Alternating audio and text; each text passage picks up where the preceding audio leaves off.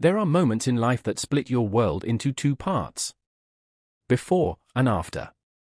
For me, that moment arrived on a quiet Thursday evening, wrapped in the deceptive calm of our marble hallway, when the life I had with Adrian began to unravel. People knew my husband as Adrian King, the billionaire with the relentless mind, the man who reshaped skylines and swallowed companies whole without a blink. But to me, he was simply the man who needed everything in his life to be predictable, controlled, contained. And yet, I had carried a secret he knew nothing about, a fortune large enough to collapse the power he believed he held over our marriage. Not money given to me. Not inherited. Not stolen. My own. $200 million. Untouched. Sleeping inside an account with my name alone. I never wanted it to be a secret. I only wanted one piece of my life that was entirely mine, something I could depend on if the world ever turned on me again. But secrets have a way of sensing fear. They rise, claws extended, when you least expect. And that night, mine rose.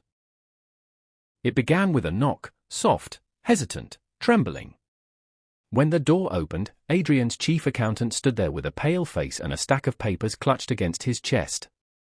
"Sir," he said, voice cracking, "there's something you should see about your wife's financial records." I felt the air shift. The accountant's eyes flicked toward me, nervous, apologetic, as if he was holding a live wire and didn't know where to drop it. Adrian didn't look at me. "Not yet." "Come to my study," he said, already striding down the hallway. My heart pounded a slow, painful rhythm against my ribs. Because I knew the past I'd tried to bury had clawed its way back to the surface. The moment Adrian slammed the study door behind us, my secret became a living thing in the room. He dropped the papers on the desk so hard the lamp rattled. "You have," he said, each word squeezed through clenched teeth. $200 million. I didn't speak.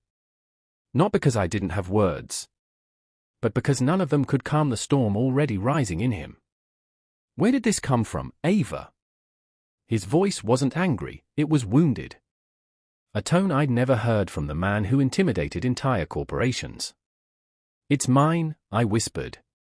"That's not what I asked." There are times when the truth tastes like blood on your tongue. This was one of them. I inhaled deeply.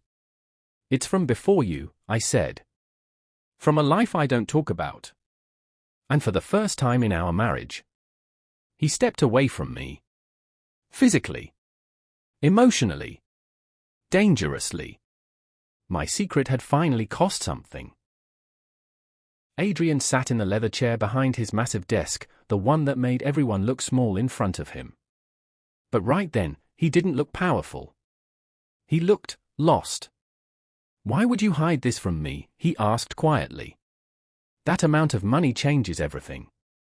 "It changes nothing," I murmured. "Except your perception of me." He shook his head. "Ava, I thought we shared everything. I thought you needed me." There it was. The truth he had never said out loud. I lifted my eyes to his. "I do need you," I said. "But I needed myself first." He didn't understand. How could he? So I told him. I told him about the apartment with peeling paint where I hid after running from a man who thought love was a cage. I told him about the nights coding until my fingers went numb, building a startup that protected women who had nowhere else to run. I told him about investors who believed in me, then bought everything I had created. I told him about the day I walked away with $200 million and absolutely no desire to ever depend on a man again. When I finished, Adrian didn't speak for a long time. His jaw worked silently. His eyes softened, then hardened, then softened again, caught in a war between ego and empathy. Finally, he said, "You should have trusted me with this." "And you should have given me a reason to," I replied. We didn't touch that night. We didn't even eat. Silence became our new roommate. Over the next week, we moved around each other like glass we were afraid to break. But something inside Adrian was shifting. And something inside me was waiting, terrified, wondering which version of him would win. The billionaire who needed control, or the man who loved me. On the 8th morning, he called my name. Not sharply. Not with frustration.